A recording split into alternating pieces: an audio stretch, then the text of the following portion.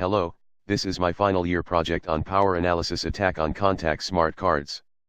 Before talking about working details, we wish to clarify the importance of this project. Smart cards are functioning as identity systems for multiple purposes and are getting more and more popular. When we think about what they are used for, there are student cards, identity cards, bank cards, etc. All of them are related to your important information, which you would not like others to know. However, it is said that hackers could easily know your information with very cheap devices. This project takes you to the hacker's point of view to verify security of your smart cards. Basically, to conduct a hack or what was usually called an attack, the attacker need access to two things: first, algorithm running on the card; second, a piece of hardware to sample information while algorithm was running. Nowadays, the most popular algorithm applied is AES, which stands for Advanced Encryption Standard. Bear this in mind, they also need a piece of hardware like this. With this, a computer, and an oscilloscope, the attacker could read power of the system while algorithm was running on your card. As a result, the attacker could get some information, which is related to your personal information, and they could very much likely to review your personal information at last. The practical approach for the attacker to review the key is called DPA attack, which stands for Differential Power Analysis Attack. To verify whether these theory really could threaten the security of smart cards, we need to follow exactly what a typical attacker do. First, understanding the algorithm. Advanced Encryption Standard consists of several steps. Before introducing all the steps, we define a state array. All the procedures and operations are all happening or being stored in this array. AES algorithm basically consists of these steps: add round key, sub bytes, shift rows, mix columns, key expansions. There are altogether 11 rounds of AES operation, with first 10 rounds of AES rounds, mix columns, key expansions, and last one round of AES round, key expansion, and add round key. AES round over here represents add round key, sub bytes, and shift rows in sequence. Now, let us take a look at each step. Add round key is an operation which XOR the round key with state array which was initialized as plain text. Sub bytes operation is a nonlinear substitution of state array based on a given substitution box for a given algorithm. For AES, Rayondale box was used. Shift rows is a linear operation which shift the order of the state array. As the total number of bytes for operation was 16, definition of row and column was 4 rows and 4 columns. The sequence of the state array was aligned column by column from left to right, and thus we know how rows could be shifted.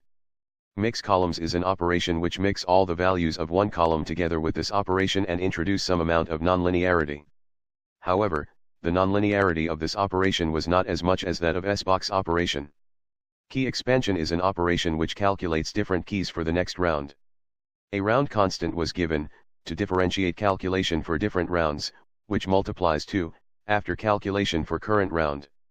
With these information, we could easily know that it is easiest to attack the first round, first because it is easier to locate, second because it consists plaintext which the attacker have. Now, we need to set up this piece of hardware, SOSABOW. As there are a lot of technical details mentioned in the report, we are focusing on sampling software, which directly relates to the power sampled. Definitely, this power is sampled and sent back from the scope, and image information are not easy to process. You really need to make sure that your scope can sample the power trace into text and send it back through communication ports. Luckily, we have such a scope in lab, which is Agilent 60 series scope.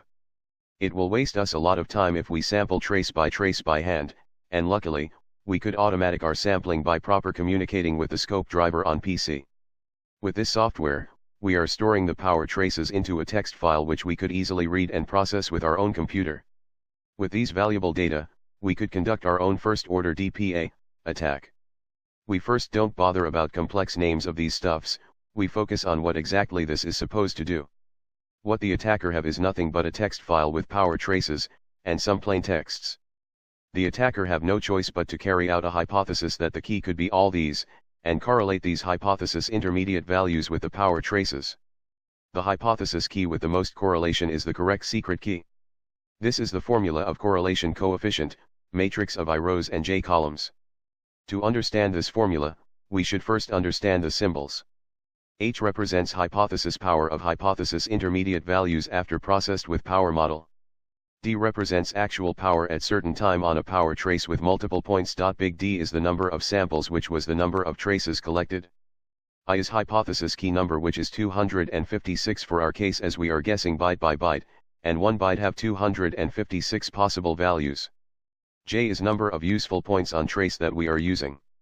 From this equation, we could see for a certain hypothesis power, correlation measures how much covariance was between hypothesis power and actual power with respect to a certain extent of variance.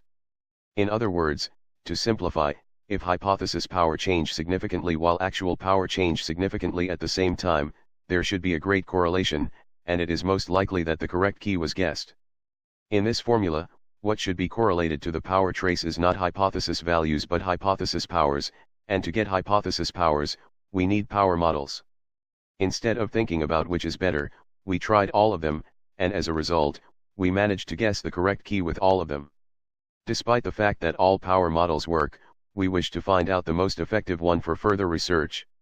To do so, we plotted correlation mentioned with respect to increasing number of traces, in which correct keys correlation was marked red.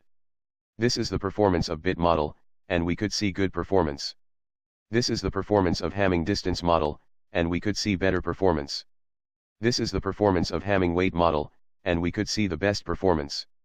As a result, differential power analysis attack could really threaten the security of smart cards, if we just implement the cryptographic algorithm and hope it will be secure all the time. Hamming weight model is a model which is easy to understand, implement, and creates the most potential danger to the smart card systems.